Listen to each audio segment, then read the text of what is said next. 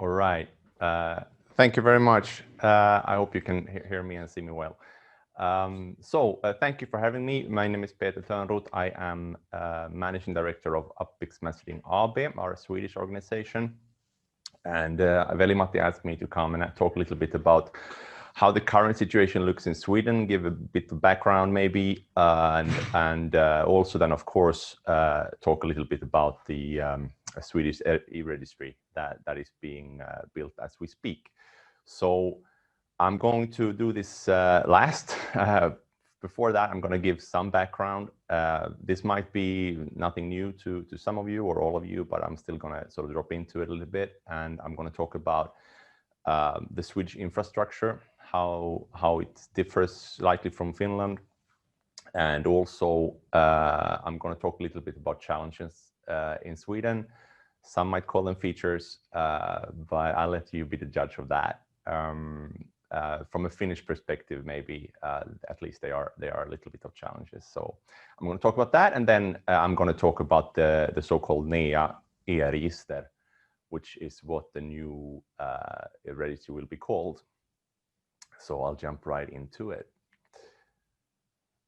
First of all, what's good to know about Sweden is that the situation is quite much different from the rest of the Nordic countries in terms of amount of e-invoices. So it's comparatively, it's very low, the number of invoices that are sent electronically compared to certainly Finland, but also compared to Norway and compared to Denmark, I would say.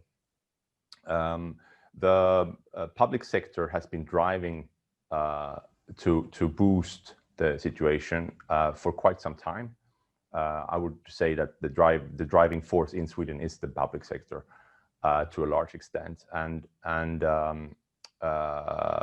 you might know about the format Svefaktura, of course, the Swedish TIEKE sort of invoice, if you will, and it's been developed for 15 years or so by an organization called Single Face to Industry, SFTI in Sweden.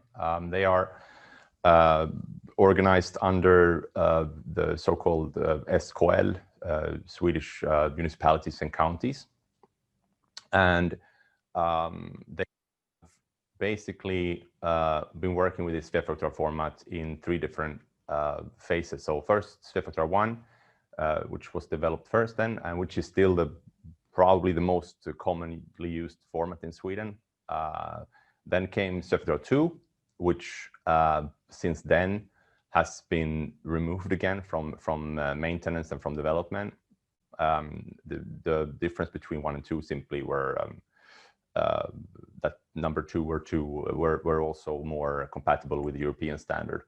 But then when Pepolby-Spilling 3 came along, it was considered that this is the horse we want to bet on. And therefore, this Svefaktura 2 was removed from the market, so to say. Of course, it's still used to some extent, but not that much anymore, I guess. For the same reason, the Swedish state has decided that Svefaktura should be removed, so it will not be maintained after April next year. This does not mean that the format will disappear from the market by any means. There's vast amount of organizations and systems that still use this format and still will be using this format for a long time probably. But from sort of a public perspective, you can't get support for it anymore. And then Pepolby-Spilling 3, of course, then will be one-to-one used in Sweden as it's used, as the European standard is used, so to say. So that's going to be a bit of a change, and that's the direction where this is going now. You know about the law that came last year in Sweden, and that's been, I think, another attempt to boost e-invoicing in Sweden. I saw some numbers just the other day that in 2019, about 76% of all e-invoices, of all invoices going to the Swedish state was e-invoices. About 90% of all state bodies got more than 50% e-invoices. So it's kind of rising on the public sector, but it's still if you look on the whole of it, the number of organizations that are registered in PEPPOL is not that high in Sweden. It's still quite small, and the ratio of PEPPOL invoices to the whole amount of e-invoices in Sweden is also quite modest. So those numbers don't really necessarily say that much about the amount of e-invoices in Sweden. I don't actually have numbers for that. I'm not sure if anyone really does, but it's certainly way lower than the numbers in the rest of the Nordics, but of course rising. One of the reasons for this, at least as we see it, is of course that PDF by email is very dominant. There's a history to this. 20 years back or so, setting up scanning centers in the northern part of Sweden was heavily subsidized, and I think we are seeing still some effects of that, where a lot of companies, even if they have e-invoicing as an option, still want to continue using emails for this or that reason. I'll get a bit more into that as well, but I think that's one of the reasons, not necessarily just that e-invoicing isn't something you want to use, it's that people want to use an email. So that's I think is a bit of a difference, and historically something that still is being dealt with. The infrastructure on the surface looks much like Finland, of course. It's a four-corner model. There's a bunch of operators and banks that are involved. In Sweden, of course, we have our own operators forum called Operatörssamverkan, which is under the umbrella of NEA, the Network for Electronic Affairs, I guess would be the English translation. And of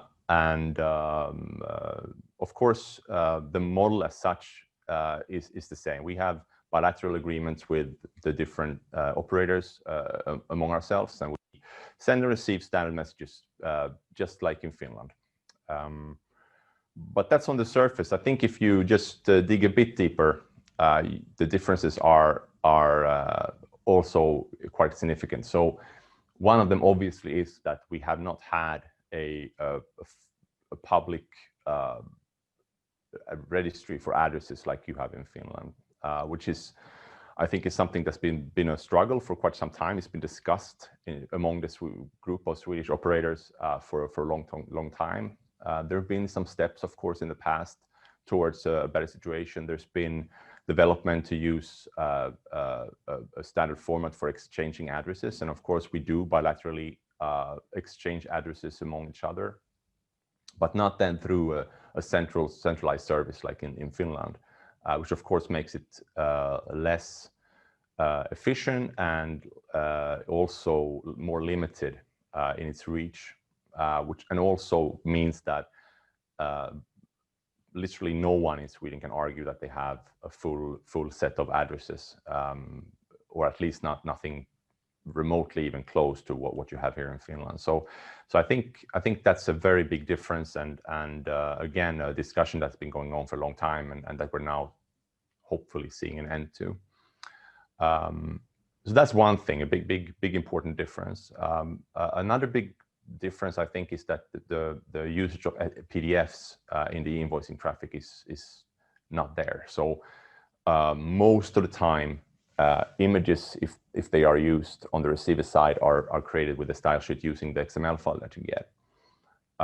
It's even to the extent that the Swedish state is discouraging sending a PDF as an attachment when you send an invoice. So, and the reasoning behind this is that the state feels like if there's a difference between the information in the PDF and the XML file, then it's hard to know which one is the correct invoice. I think from a Finnish perspective, this is maybe not a discussion that you would have, but in Sweden that's very present. I don't know if that's going to change, to be honest. I hope so personally, but you know, that's of course a subjective kind of point of view. And we've seen, of course, in Norway that images is picking up a little bit, and maybe that will be the development in Sweden as well. We'll see. We have, I think personally, I've seen in the last 2 to 3 years, I've seen more and more smaller companies using e-invoicing that are asking, why don't my customers see the same images I do? Which I think is maybe they are not that used to using it the way it's used in Sweden, but it's sort of like the question is coming up more and more. So we'll see. But those are some differences.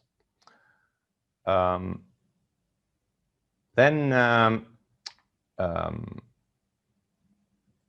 wrote here, challenges. As I said, some might call these features, and I'm not going to. I'm going to let you be the judge of what word to use here. But essentially, there are some things I think in Sweden that are slightly either holding back the usage of e-invoicing or maybe making the usage a bit different than at least it's used in Finland. So one thing that I think is quite apparent is that many people in Sweden, when they start using e-invoicing, they see it as a stick, not a carrot. So there's a law mandating them to send e-invoices. And laws, of course, are not that sexy. It doesn't really convince you why you should do it on a practical level. It just says you should. Now, if you are a supplier and you have been sending, for example, emails for a long time, and certainly if you haven't paid for it, then of course that might be a threshold that you are questioning, like, why should I start doing this? And I think that's a perception. I mean, I think I don't have to. I'm preaching to the choir. I don't have to explain like what the pros are of invoicing in this forum, but I think it's important to have that understanding a little bit in Sweden, that sometimes that's the perception that people have compared to what maybe they've been doing in the past. I also think that the usage of standards in Sweden have been a bit weaker, so it's been more allowing maybe. If you compare, for example, how they did it in, let's say, in Denmark, when the e-invoicing or OXML was introduced, it was much harsher and more less voluntary, let's say. And in Sweden, it's been a bit softer, simply. And I think that, at least from a usage perspective, probably hasn't helped that much. I think also that as an effect of that, maybe the way e-invoicing is used in Sweden is oftentimes a bit different. So even using the PEPL network, oftentimes, for example, invoices are rejected based on content. So if the supplier hasn't sent the correct order reference number or something like that, I think it's more common in Sweden that invoices will be rejected on that kind of basis. Now, I think it's a little bit of legacy of an EDI world. And a little bit the legacy of a kind of a three-corner model thinking. So instead of saying send and it will go through in a standardized way, you say if you have trouble sending in the way we need your invoice, please contact our operator, for example. And I think that's, again, it's a difference. And if you look at it from the public sector, I think the argument is that, well, for example, municipalities in Sweden, they're very keen on doing order matching automatically. So for them, this is a very important feature, that they get the information in the right way, but it might not be exactly same looking for each municipality, for example, which sometimes brings a situation where you are not sure exactly how to send to a certain receiver compared to another receiver. And I think that's a bit different. You could, I guess, argue that it's a good thing because you can do certain things as a receiver with that, but at least for, again, smaller suppliers, it's a bit of a situation where you hold back. Also, I think that sometimes there are big receivers in Sweden that are actually discouraging smaller suppliers to send e-invoices. So they might say, for example, please send e-invoices to us, but not if you're sending less than 250 e-invoices, 50 invoices a year. Then you please continue sending PDFs. And that kind of thing, I think, is rarely found in Finland, at least much less than in Sweden. And I also think that sometimes the law isn't as used as it might be. So you would see that, for example, the other day I had a discussion with a receiving municipality where they said, we want to receive 100% e-invoices except if the supplier is foreign.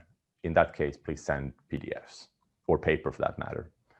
And that has, I think, to do with how their systems are set up simply. But of course, it's a bit strange to discourage the usage of something, certainly with the EU directive, but just generally as well.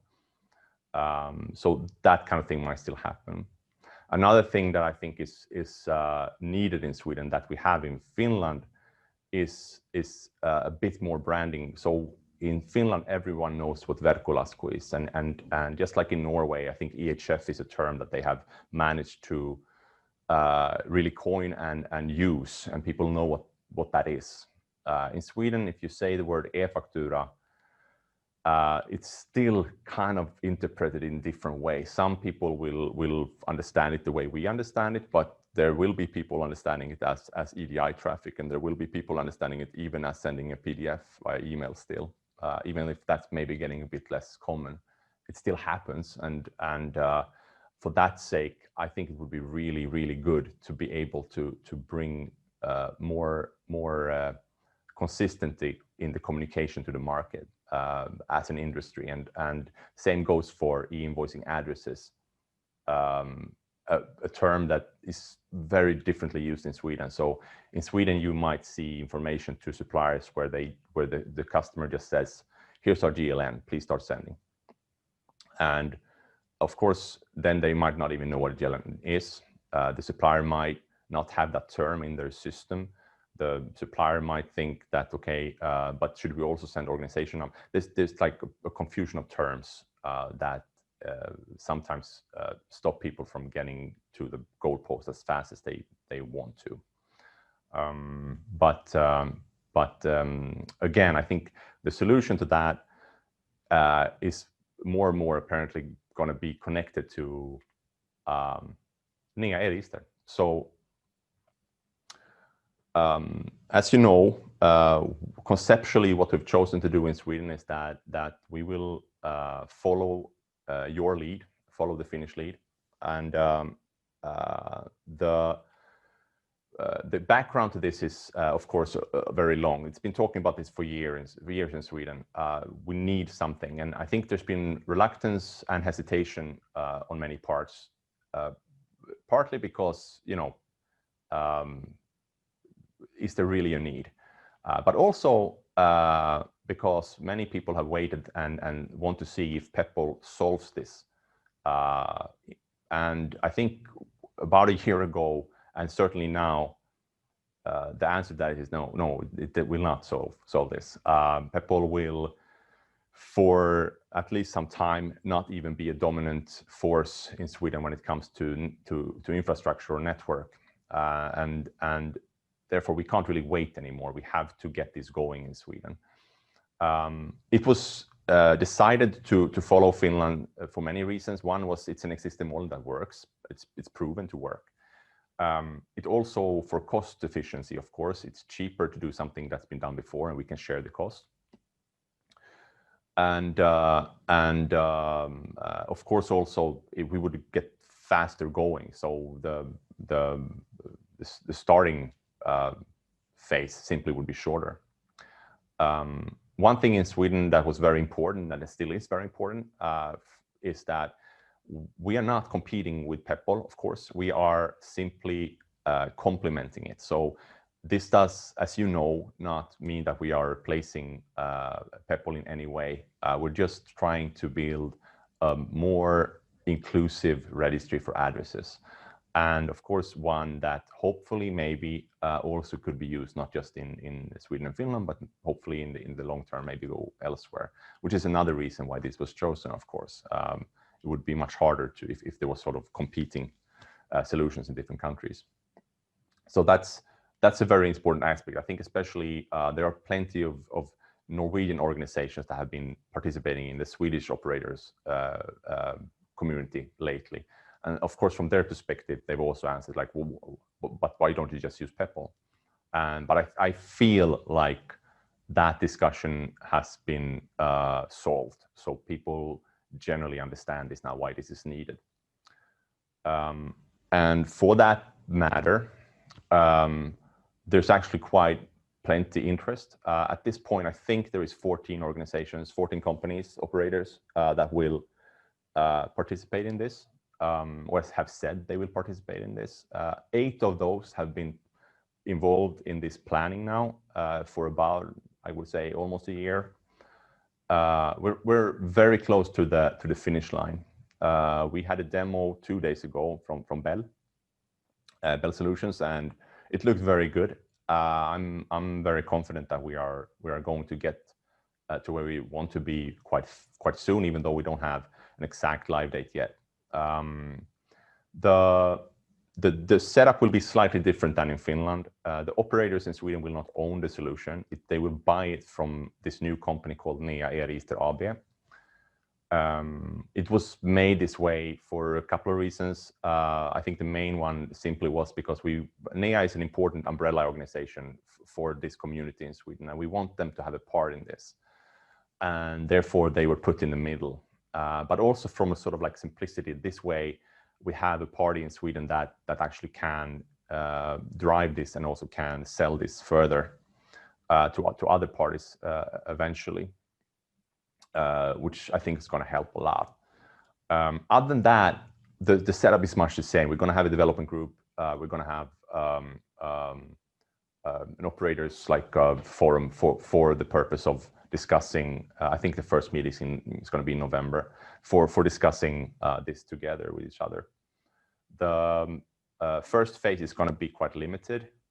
There's some things that have popped up along the way that has made us sort of make it a bit smaller scope. So, for example,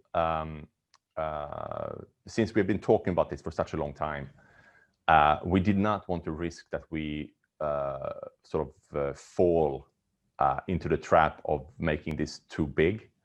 So it was decided quite early that the first thing we want is that to get the registry in place and to be able to use it among the operators. Now, anything else was kind of out of scope, at least to start with, which means that in the beginning there will be no possibility for the public to search this like the Verkkolaskufoorumin, the PSTFI page, for example.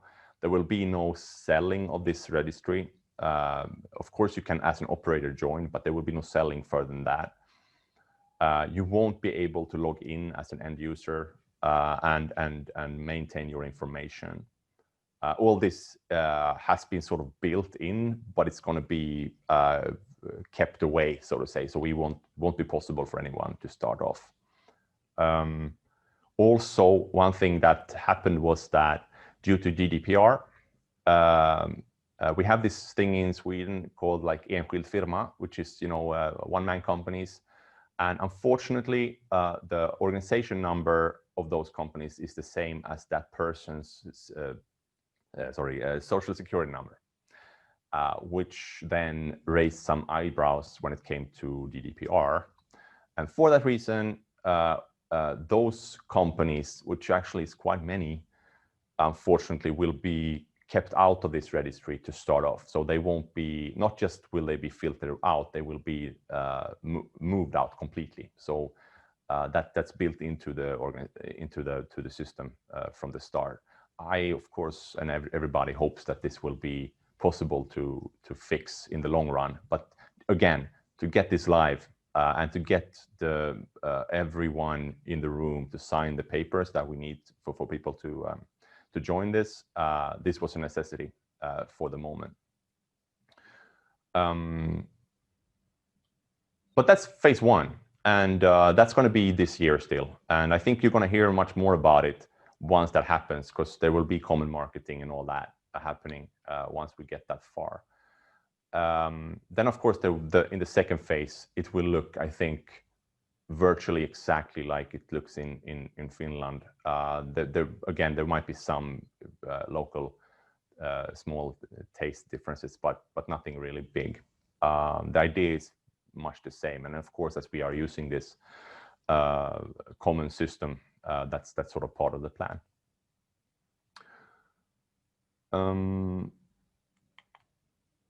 Yeah, I think that was roughly what I wanted to talk about.